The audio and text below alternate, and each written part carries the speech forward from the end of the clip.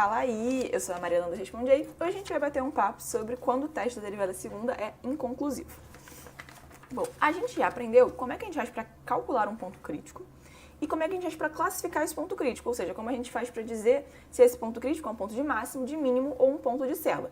Como é que a gente fazia isso? A gente precisava fazer o teste da derivada segunda, que era o seguinte, era a gente pegar, calcular as derivadas segundas da nossa função, colocar nessa matriz aqui, substituindo o ponto crítico, né, que é o ponto P0, e calcular o determinante dessa matriz.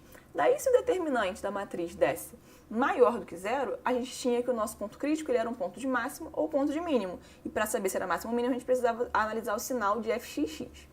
E se o nosso determinante desse menor do que zero, a gente sabia que o ponto crítico, P0, era um ponto de célula.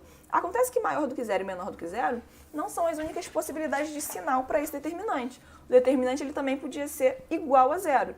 E aí, nesse caso, a gente não sabia o que o ponto crítico era. A gente não podia dizer se ele era máximo, mínimo ou ponto de célula. A gente simplesmente não sabia. Mas e aí, se na sua prova o determinante dessa matriz aqui der igual a zero, você vai falar o quê? Ah, professor, eu não sei classificar esse negócio, não vou poder dizer que ponto crítico é esse. Não, né? A gente vai aprender aqui, agora, algumas técnicas para identificar se esse ponto crítico aqui vai ser máximo, mínimo ou ponto de célula quando o determinante dá igual a zero, que é quando o nosso teste da derivada segunda é inconclusivo. Então, imagina que a gente tenha essa função e a gente vai classificar os pontos críticos dela. Para classificar ponto crítico, a gente precisa primeiramente encontrar os pontos críticos dela. E para isso, é só a gente pegar, fazer as derivadas parciais da função em relação a x e em relação a y e igualar a zero. E fazendo isso, a gente encontra que o único ponto crítico da nossa função é o ponto 0, 0, beleza? Daí vamos fazer o teste da derivada segunda agora. A gente calcula lá as derivadas segundas da nossa função. Então, derivada segunda em relação a x daqui vai dar 2. Agora, derivada segunda em relação a y vai dar 3 vezes 4, 12, y ao quadrado. E as derivadas parciais mistas vão dar 0, porque aqui não tem y e aqui não tem x. Então, quando eu derivar isso aqui em relação a x, vai dar 0. Quando eu derivar isso aqui em relação a y, vai dar 0, beleza? Show! Agora, a gente precisa substituir no ponto crítico. Esses daqui são todos constantes, então já está meio que substituído, né? Constante. Aqui a gente precisa substituir no ponto crítico. Então, isso daqui vai ficar 12 vezes 0 ao quadrado, que dá 0. Então, o nosso determinante vai ser 2, 0, 0 e 0. E aí, calculando isso daqui, a gente vai ficar com 2 vezes 0 menos 0 vezes 0, que dá 0. E agora? O teste da derivada segunda deu inconclusivo. Como é que a gente faz? Vamos aprender duas técnicas para sair desse problema. A primeira delas vai ser analisar o sinal da função. Como assim? A gente vai precisar identificar termos que são sempre positivos e sempre negativos na expressão da nossa função. Por exemplo, a nossa função é essa daqui. Beleza. A gente tem x² e y à quarta. A gente tem, então, aqui um termo ao quadrado. Termos ao quadrado a gente sabe que são sempre maiores ou iguais a zero, beleza? Aqui a gente tem y elevado a um expoente par. E qualquer coisa elevada a expoente par é sempre maior ou igual a zero. E repara, a gente está somando essas duas coisas. Então, a gente está somando duas coisas que são sempre maiores ou iguais a zero. O que significa, então, que a nossa função f de x, y, ela é sempre maior ou igual a zero, beleza? Show! Mas a gente está querendo, lembra, que é classificar o ponto crítico, que era o ponto 0, 0. Então, vamos calcular o valor da nossa função no ponto crítico. Vamos substituir o ponto 0, 0 na expressão da função. Fazendo isso, a gente encontra que a função no ponto crítico vale 0. E repara, 0, a nossa função, ela era sempre maior ou igual a 0, que a gente tinha descoberto aqui analisando o sinal da função. Significa, então, que a nossa função, para qualquer valor de x, y, ela é sempre maior ou igual do que a função calculada no ponto crítico, que é 0, beleza? Significa, então, que a função calculada no ponto crítico ela é o menor valor possível que a função pode ter. Ou seja, o nosso ponto crítico é um ponto de mínimo global. Show? Aí a gente classificou lá o nosso ponto crítico, usando esta técnica, beleza? Agora, tem mais uma segunda técnica, que é tentar nos aproximar do ponto crítico por caminhos diferentes. E por que a gente vai fazer isso? Porque às vezes a gente não vai conseguir analisar o sinal da função. A gente não vai poder dizer, essa função aqui é sempre maior ou igual a zero, é sempre menor ou igual a zero.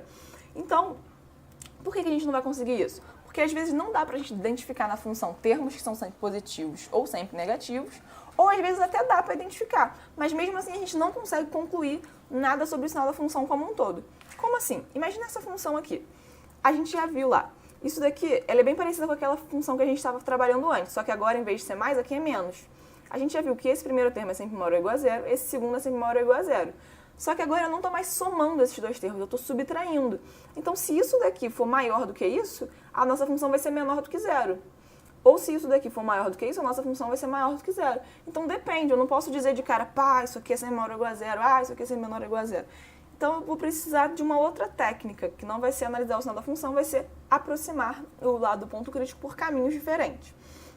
Então, imagina que a gente quer classificar o ponto crítico, então a gente precisa achar o ponto crítico. Essa função é muito parecida com aquela função que a gente estava trabalhando antes. Então, acredita em mim, eu fiz as contas e achei que o único ponto crítico dela também era o ponto 00. E fiz lá o teste da derivada segunda para saber se eu conseguia classificar esse ponto crítico e tal. E aí, o teste da derivada segunda deu inconclusivo, deu 0. Como é que a gente vai fazer? A gente vai precisar usar essa técnica aqui para poder classificar esse ponto crítico. Então, vamos testar lá caminhos diferentes para nos aproximar do ponto 00. Vamos começar pelo caminho x igual a 0, né? O x vale 0 e o y pode valer qualquer coisa. Substituindo isso na nossa função, então, a gente fica que a nossa função é uma função de 0y, que é igual, então, a menos y à quarta. Isso daqui tem que cara, né? Vamos pensar na cara que isso daqui vai ter. Imagina que eu tenho aqui, isso aqui é o eixo f de 0y e aqui é o nosso eixo y. Beleza. Isso daqui tem a cara de uma parábola virada para baixo, uma coisa assim, ó. E que toca aqui no ponto 00, porque não tem aquele elemento c, lembra? Aquela constante. Então, ela toca aqui no ponto 00 e ela está virada para baixo porque aqui é menos. E aí, repara, nesse caso, quando a gente se aproxima por esse caminho aqui, o nosso ponto 00 é um ponto de máximo da nossa função, beleza? Agora, vamos tentar nos aproximar por outro caminho, que é quando y é igual a 0 e o x pode valer qualquer coisa. Aí, nossa função vai ter essa cara, vai passar a ser x ao quadrado. Isso daqui é aquela velha conhecida parábola, né? Então, a gente vai ter aqui o eixo f de x0 e aqui o eixo x. E a gente vai ter uma parábola que também encosta aqui no 00.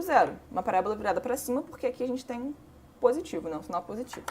E aí, repara, nesse caso, o nosso ponto 00, ele é um ponto de mínimo dessa função. Ou seja, se a gente se aproximou da função por um caminho e a gente achou que o ponto crítico era um ponto de máximo, e depois a gente se aproximou da função por outro caminho e achou que o ponto crítico era um ponto de mínimo, esse ponto crítico não se decide o que ele é? Então, a verdade é que ele não é uma coisa nem outra. O nosso ponto crítico é, na verdade, ponto de Cella, que é quando ele não é uma coisa nem outra, não é máximo nem mínimo, então ele é ponto de Cella. Beleza? Show? Então é isso, galera. Esse vídeo te ajudou? Responde aí.